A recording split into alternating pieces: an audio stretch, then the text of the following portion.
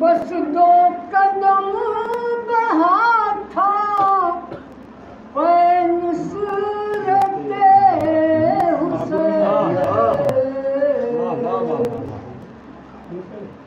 بس دو قدم بہا تھا پین صورت حسین، جنت گود میں اپنی اٹھایا، جنت کی گود میں اپنی اٹھایا۔ اللہم صلی اللہ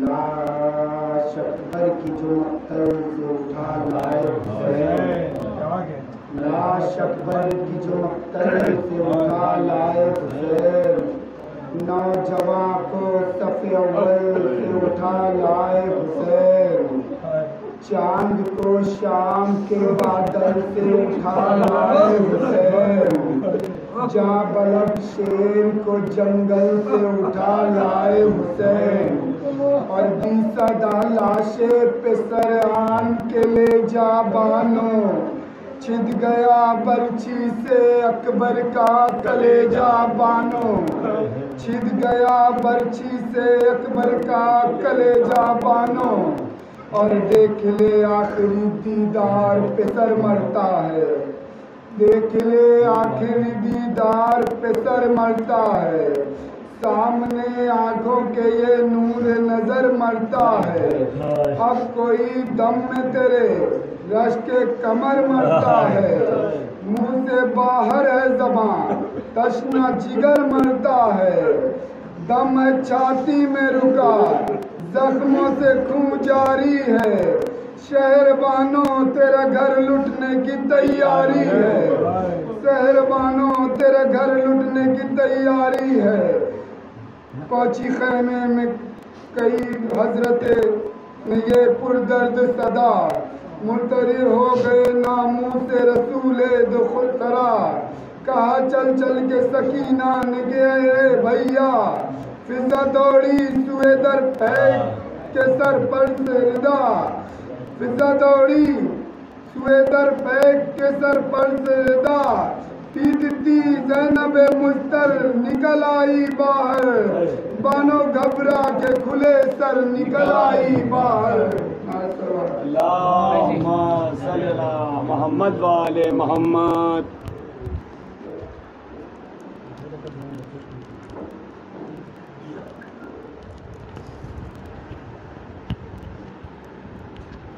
محمد وآل محمد صلوات۔ اللہم صلی اللہ محمد وآل محمد۔ فاتحہ۔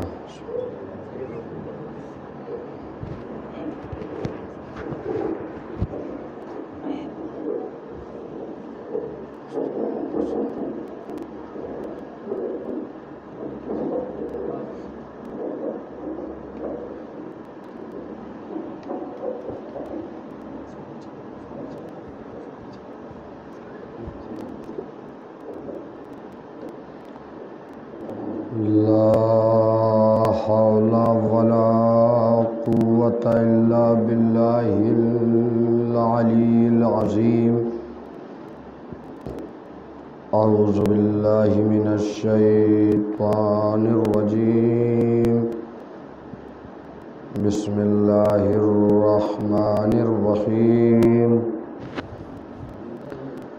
الحمد لله رب العالمين. الصلاة والسلام على أشرف الأنبياء والمرسلين خاتم النبيين شفيع المذنبين رحمة للعالمين الملقب بطه وياسين مولانا ومولى الثقلين سيد الكونين إمام القبلتين جد الحسن والحسين أبي القاسم مصطفى محمد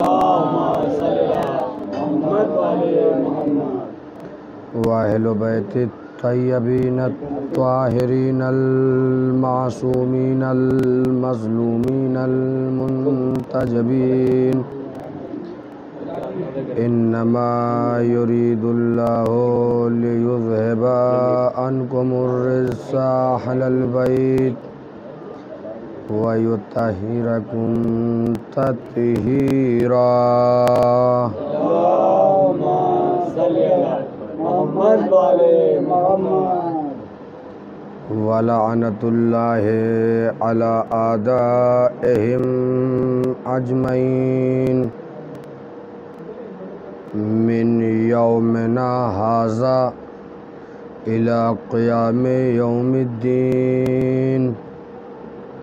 أما بعد فقد قال الله تبارك وتعالى في كتابه الكريم وفرقانه المجيد وقوله الحق بالحق. بسم الله الرحمن الرحيم. كل شيء أحصيناه في إمام مبين. صلوات پڑھیں محمد وعلى محمد. معزز و محترم موالیان حیدر کرار، صاحبان عقل و شعور و دانش، خدا آپ کو آپ کے اس عبادت کا اجر عظیم عنایت فرمائے. مسلسل اسی آیت کے ذیل میں کل شیء احصیناہ فی امام مبین کہ جس میں پروردگار یہ ارشاد فرما رہا ہے کہ ہم نے ہر شے کا اختیار، ہر شے کی قدرت امام کے حوالے کر دیا ہے اور امام کو دے دی ہے. اس کا مطلب یہ ہوا کہ کوئی بھی کام ہوگا، کوئی بھی مرحلہ ہوگا، کوئی بھی موقع ہوگا تو یہ جو کام ہوگا وہ کام الہی ہوگا. جو یہ سلسلہ ہوگا وہ سلسلہ الہی ہوگا.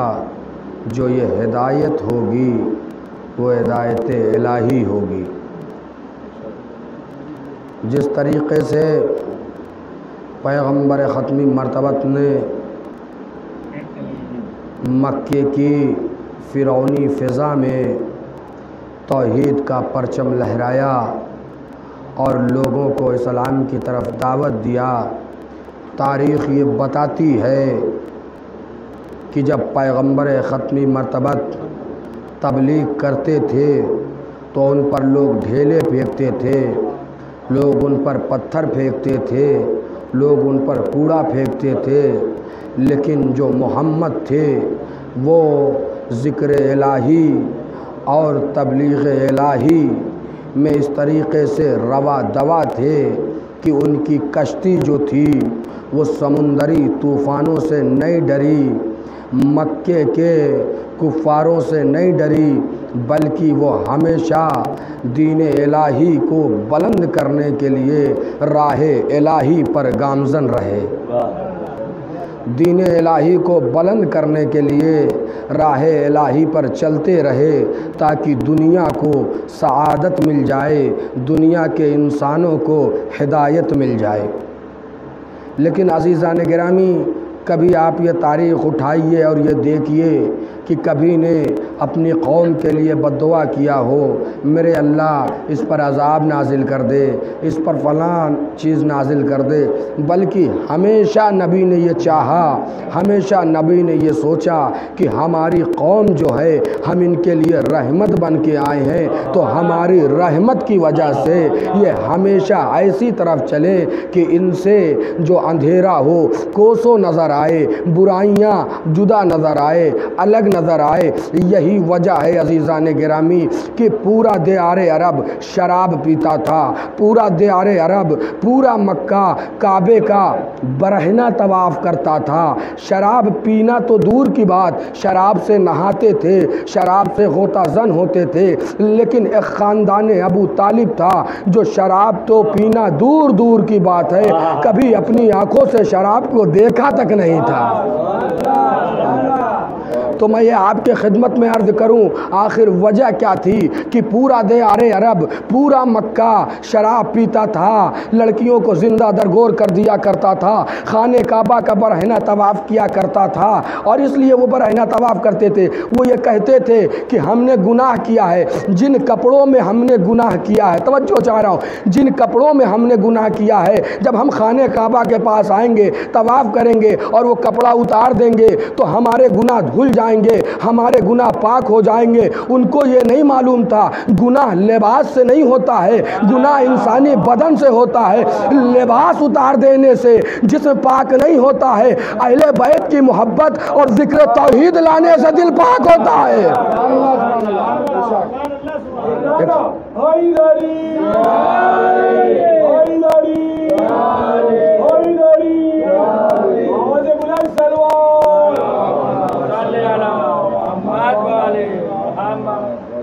یہی وجہ ہے، کیا وجہ ہے کہ پورا دیار مکہ خانہ کعبہ کا برہنہ طواف کرتا تھا، شراب میں غوطہ زن ہوتا تھا، شراب پیتا تھا، لیکن ایک ابو طالب کا خاندان تھا جو اس سے الگ الگ نظر آ رہا تھا، جدا جدا نظر آ رہا تھا۔ ان کے یہاں یہ تمام چیزیں نہیں پائی جا رہی تھی۔ آخر کیا وجہ تھی؟ اسی دیار میں، اسی معاشرے میں، اسی فکر میں ابو طالب بھی رہ رہے تھے، دیار عرب بھی رہ رہا تھا، تو صرف ایک وجہ ملی، اس لیے ابو طالب کے گھر میں اسلام تھا، ان کے یہاں کوئی اسلام نہیں تھا۔ نعرہ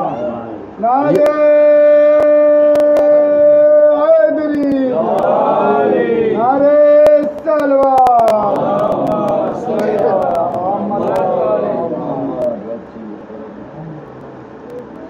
کہنے کی صرف بات یہ ہے کہ اس عالم میں بھی پیغمبر نے اپنی قوم کے لیے بد دعا نہیں کی، لیکن اب اسی سے آگے آپ بڑھیے اور انبیاء کا واقعہ اٹھا کے دیکھیے تو جناب نوح یہ کہہ رہے ہیں، سورہ نوح قرآن کی آیت ہے، آپ اٹھا کے پڑھیے، رب انی دعوت قومی لیلاً و نہارا، اے میرے معبود، جناب نوح کہہ رہے ہیں، اے میرے معبود، اے میرے خدا، میں نے اپنی قوم کو دن اور رات دونوں وقت دعوت دی، میں نے دن میں بھی تبلیغ کی ہے، میں نے رات میں بھی تبلیغ کی ہے، پروردگار میں نے دن میں بھی تیرا پیغام پہنچایا ہے، میں نے رات میں بھی پیغام پہنچایا ہے۔ بھائی نوح کی دعا ہے قرآن میں، یا رب انی دعوت قومی لیلاً و نہارا، اے میرے معبود، اے میرے خدا، میں نے دن میں بھی پیغام تیرا پہنچایا ہے، تبلیغ دین کیا ہے، میں نے رات میں بھی تبلیغ دین کیا ہے۔ معلوم یہ ہوا زبان قرآن کے ذریعے سے نوح کی زبان میں تبلیغ کا کوئی وقت نہیں ہوتا ہے، نہ دن کوئی ہوتا ہے نہ کوئی رات ہوتا ہے، جب موقع ملے تبلیغ کرو، دن ہو یا رات ہو۔ اسی لیے ہم اپنی مجلس دن میں بھی منعقد کرتے ہیں، ہم اپنی مجلس رات میں بھی منعقد کرتے ہیں، اور منعقد کر کے مجلس کر کے یہ بتاتے ہیں دیکھو ہم دن میں بھی فضائل اہل بیت بیان کرتے ہیں، ہم رات میں بھی فضائل اہل بیت بیان کرتے ہیں۔ جس کو دن میں آنا ہے وہ آ کے شریک ہو لے، جس کو رات میں آنا ہے وہ آ کے شریک ہو۔ ہم اکیلے جنت میں نہیں جانا چاہتے، ہم دن کے اجالے میں بھی جانا چاہتے ہیں، رات کے اندھیرے میں بھی جانا چاہتے ہیں۔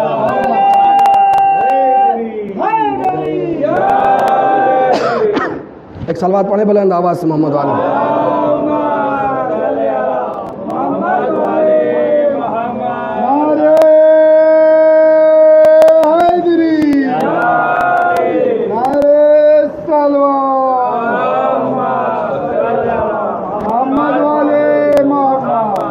جناب نوح دعا کر رہے ہیں، میں نے ان کو بہت سی دعوتیں دیا، کئی مرتبہ ہم نے دن میں بلایا، رات میں بلایا، لیکن اے اللہ پوری دعوت ہے اور پوری مسلسل وار آیت موجود ہے قرآن مجید میں جناب نوح کی، کہ انہوں نے کہا میرے معبود میں نے ان کو بلایا اور میں نے ان کو دعوت دی۔ اب جناب نوح کا جملہ سنیے گا، اے میرے معبود لا تذر، اس قوم کو زمین پر باقی مت رکھ۔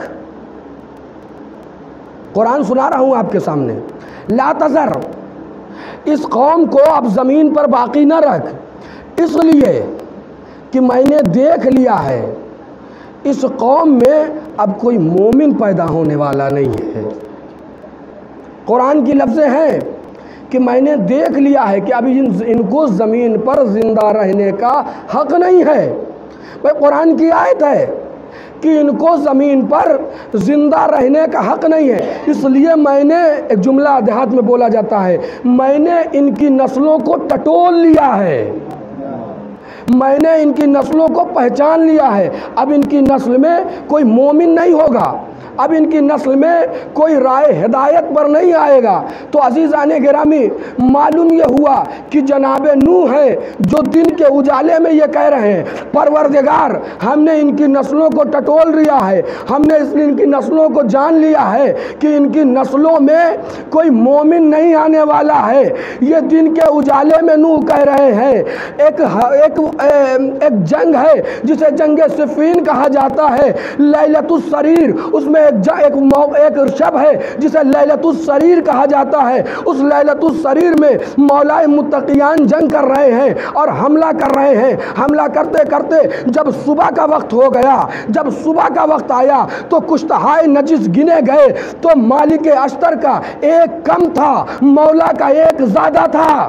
توجہ کی جگہ، مالک اشتر کا ایک کم تھا، مولا کا ایک زیادہ تھا۔ ایک مرتبہ مالک اشتر کے دل میں خیال آیا مولا سے ایک ہی تو ہم کم رہ گئے ہیں، بھائی حضرت علی سے ایک ہی کم میرا ہے، علی کا ایک زیادہ ہے، میرا ایک کم ہے۔ ایک مرتبہ مولا نے ارشاد فرمایا مالک جو تمہارے دل میں ارادہ ہے، جو تمہارے دل کی فکریں ہیں میں نے پڑھ لیا ہے، تم کیا سوچ رہے ہو؟ اے مالک اتنا بتا دو تلوار میں نے بھی چلائی ہے، توجہ چاہ رہا ہوں عزیزان گرامی، تلوار تم نے بھی چلائی ہے، یہ بتاؤ کیا تمہاری تلوار نسلوں کو دیکھ کے چلی ہے؟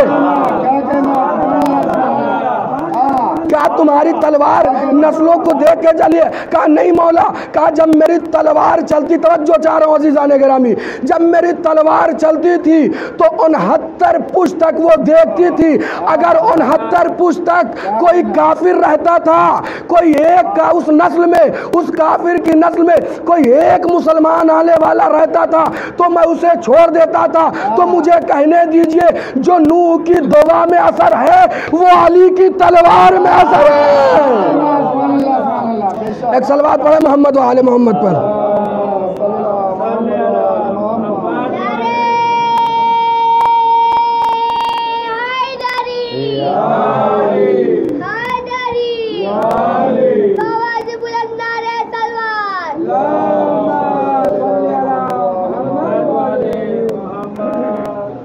تو جناب جناب نوح دعا کر رہے ہیں. ان کے قرآن نے جو لفظ احسا کا لفظ استعمال کیا ہے کہ ہر شے کا اختیار، اب ان کے ہاتھ میں، ان کے دست مبارک میں جو چیزیں آ جائیں گی وہ ان کے اختیار کے مطابق ہوگی، کیونکہ یہ صفات الہی کے مظہر ہیں زمین پر. اچھا آپ دیکھیں، یہ تو ہو گئی مولا کی بات کہ اختیار علی کے پاس ہے، اختیار ائمہ کے پاس ہے. بہار الانوار میں ایک روایت پڑھ رہا تھا، مجھے یہ ملا کہ ایران کے کسی شہر میں ایک سیمینار منعقد کی گئی، اور وہ سیمینار حکماء اور خلفاء کے متعلق تھی. مجلس لائیو جا چل رہی ہے میری، چیلنج کے ساتھ یہ بات عرض کر رہا ہوں. کتاب کا حوالہ میں نے دیا، بہار الانوار کی روایت ہے، علامہ مجلسی کی لکھی ہوئی ہے. اب اس میں یہ ہوا کہ ایسا کیا جائے کہ ہر خلفاء کے ماننے والوں کو بلا لیا جائے اور ان سے کچھ اشعار، کچھ چیزیں پڑھوائی جائے.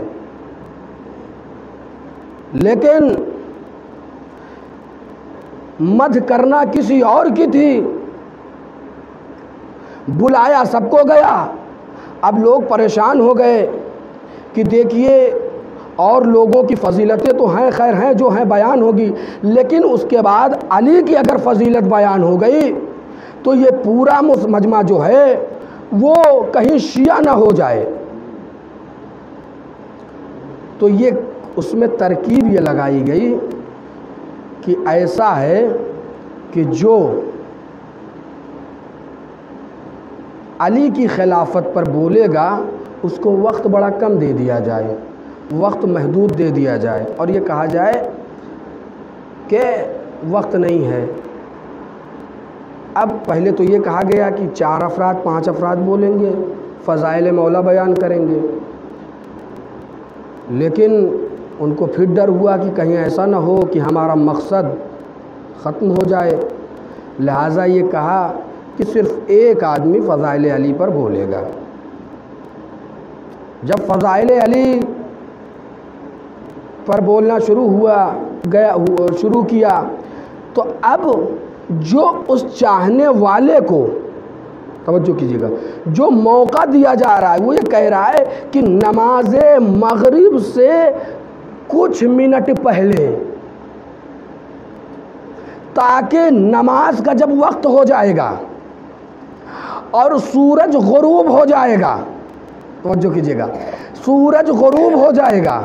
میں نے کیا کہا؟ کُلَّ شَيْءٍ أَحْصَيْنَاهُ فِي إِمَامٍ مُبِينٍ، ہم نے ہر شے کا اختیار امام مبین میں دے دیا ہے. لیکن آپ یہ دیکھیں یہ اختیار ائمہ تک نہیں محدود ہے. اگر معرفت انسان کو حاصل ہو جائے، اذان کا وقت قریب تھا، یہ علی کا چاہنے والا پہنچا ہے اور پہنچنے کے بعد بآواز بلند کہتا ہے، اے سورج میرے مولا کے حکم سے تو ڈوبنے سے پہلے پلٹ آیا تھا. آج اسی علی کا واسطہ ہے، جب تک میں فضائل علی نہ بیان کر لوں سورج نہ ڈوبنا. تاریخ یہ بتاتی ہے وہ فضائل علی بیان کرتا رہا، فضائل علی بیان کرتا رہا، سورج نے اپنی جگہ سے ذرہ برابر بھی حرکت نہیں کی، ذرہ برابر بھی نہیں ہلا. میں یہ کہتا ہوں کہ اگر کوئی علی کے قدموں کی خاک ہو جائے تو مولا کی بات تو چھوڑ دیجئے، سورج اور چاند دنیا کی تمام چیزیں اس کے کنٹرول میں آ جاتی ہیں. ایک صلوات پڑھیں محمد و آل محمد پر.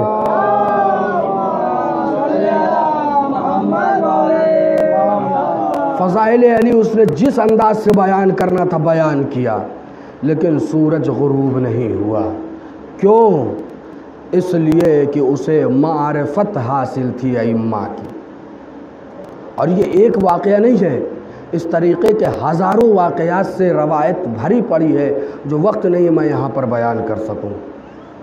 قم کے ایک عالم دین کہتے ہیں، مرزا قمی علیہ الرحمہ، آپ جب ایران جائیے تو شہر مقدس قم میں جہاں 8ویں امام فاطمہ معصومہ کا روضہ ہے،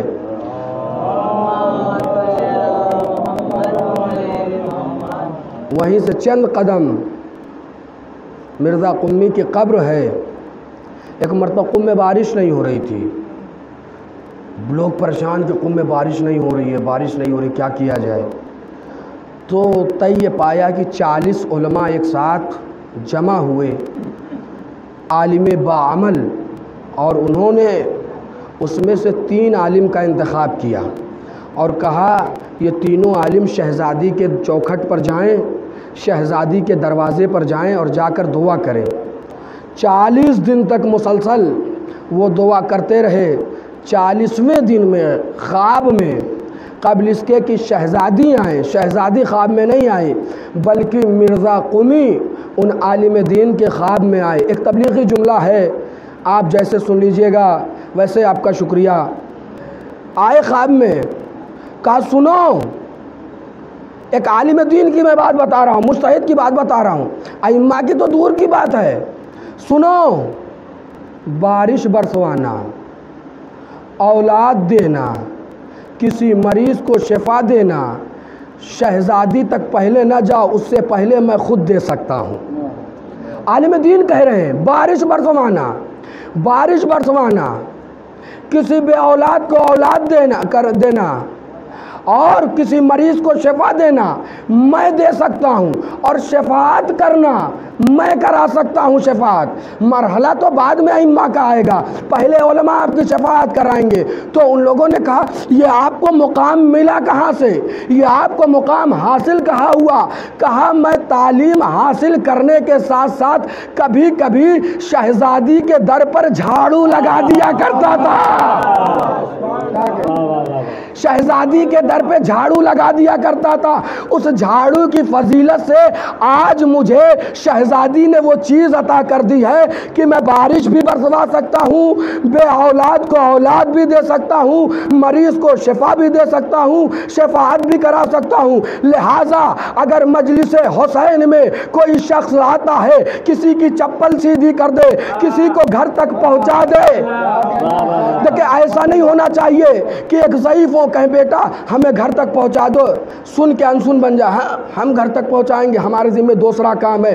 وہ دوسرے کام سے بہت ضروری یہ کام ہے، اس لیے یہ مجلس حسین میں آیا ہے۔ اب یہ عام انسان نہیں ہے بلکہ عزادار حسین ہے۔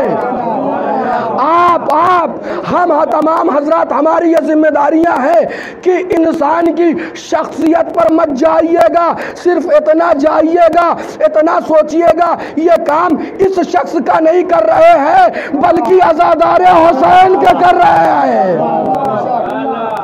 لہذا جہاں بھی عزا کا مسئلہ آ جائے وہاں پر کوئی شرمندگی، کوئی ندامت کی بات نہیں ہونا چاہیے۔ یہ ہمارے لیے باعث افتخار ہے، باعث شرف ہے، اور میں کیوں نہ باعث شرف ہوں۔ یہ آپ اپنی حیثیت کو سمجھیے، اپنی عظمت کو پہچانیے، اپنی فضیلت کو سمجھیے۔ شاید مولا نے ہمیں اس لائق سمجھا ہے تب اس فرش عزا تک ہم پہنچے ہیں۔ ایک صلوات پڑھے محمد و آل محمد۔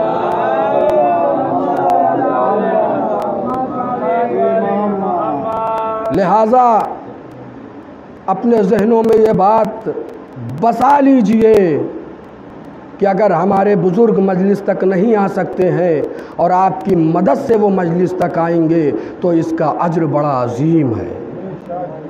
کوئی اگر عزاداری میں آپ سے کوئی مدد مانگے، جس بھی اعتبار سے آپ جس لائق ہو، یہ مدد کرنا اس کا اجر عظیم ملے گا۔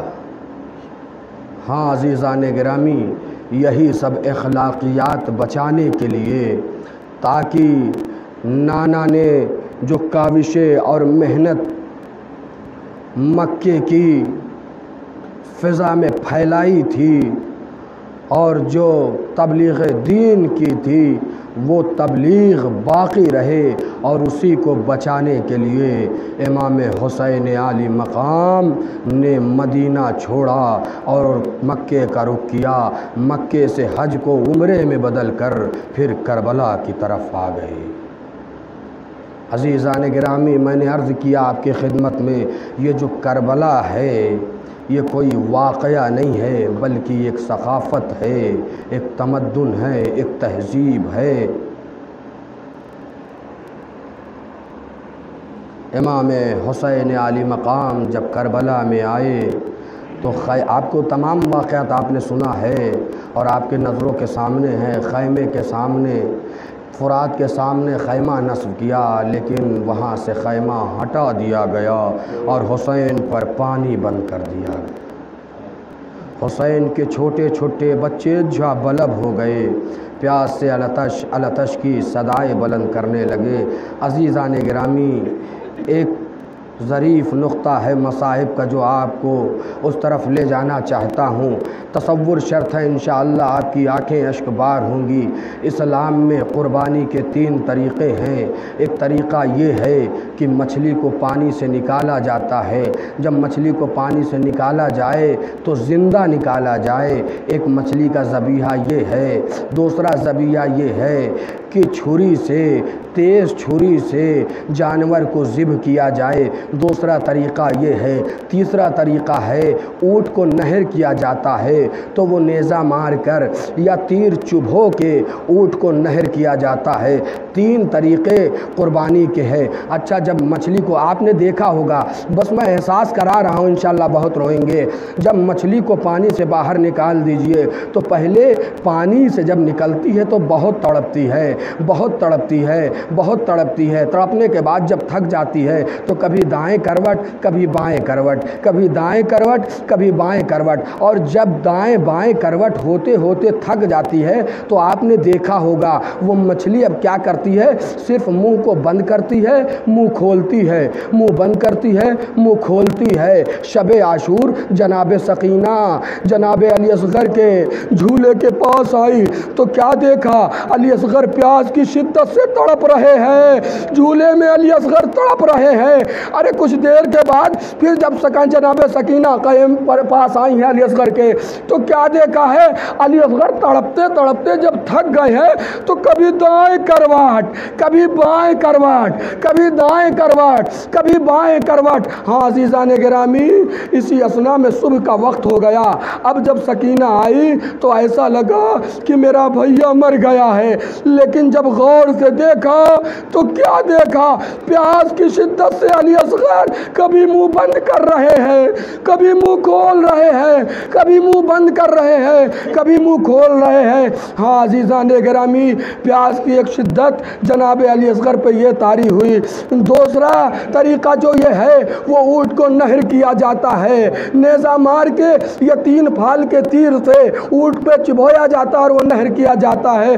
جب امام حسین جناب علی اصغر کو لے کے آئے ہیں تو ایک جملہ کہا، اے فوج یزیدی، میرا بچہ بڑا پیاسا ہے، میرا بچہ بڑا پیاسا ہے، ایک قطرہ میرے بچے کو پانی دے دو تاکہ میرے بچے کی جان بچ جائے۔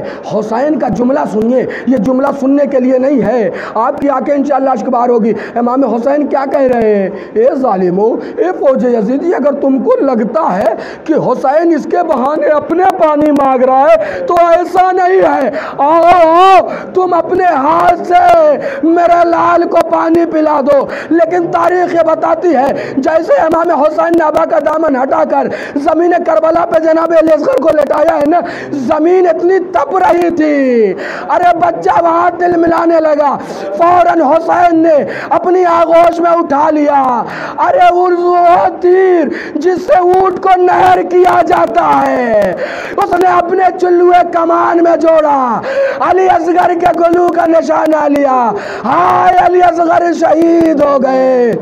جزاکم اللہ خیر الجزا۔ ہاں عزیزان گرامی، تیسرا طریقہ جو ہوتا ہے وہ تیز چھری سے جانور کو ذبح کیا جاتا ہے۔ جب سب شہید ہو گئے اور نیزوں پر سر بلند ہونے لگے تو یہ ہوا کہ شہید 72 ہوئے تھے لیکن سر 71 بدتر ہی کیوں ہے۔ تو ایک ظالم آگے بڑھا اور آگے بڑھ کے کہتا ہے حسین نے اپنے 6 مہینے کے بچے کو کربلا کی زمین میں دفن کر دیا تھا۔ اولاد والوں تصور شرط ہے، میری مائیں اور بہنیں یہ جملہ سنیں جن کے پاس یہ اولاد ہے۔ ارے لیلا خیمے کے پاس بیٹھی ہوئی تھی، ادھر ایک شقی چلا ہے، ہاتھ میں نیزہ تھا، جہاں نرم زمین دیکھتا تھا وہ نیزہ چبھا دیتا تھا۔ جزاکم اللہ جزاکم اللہ، خدا آپ کو کوئی غم نہ دے سوائے غم سید الشہداء کے۔ اب وہ شقی آگے بڑھا، ایک جگہ نرم زمین تھی، نیزے کو چبھایا۔ ارے اب نیزے کے ساتھ 6 مہینے کا جنازہ پر آ گیا۔ اب ماں نے کیا دیکھا؟ ارے وہ ظالم آگے بڑھا ہے، اپنے زانو کو 6 مہینے کے سینے 6 مہینے کے بچے کے اوپر رکھ کر وہ جو ذبح کیا ہے، ماں دیکھتی رہی۔ رباب نے ایک جملہ کہا، اے علی اصغر، کیا 6 مہینے کے بچے بھی ذبح کیے جاتے ہیں؟ ماتم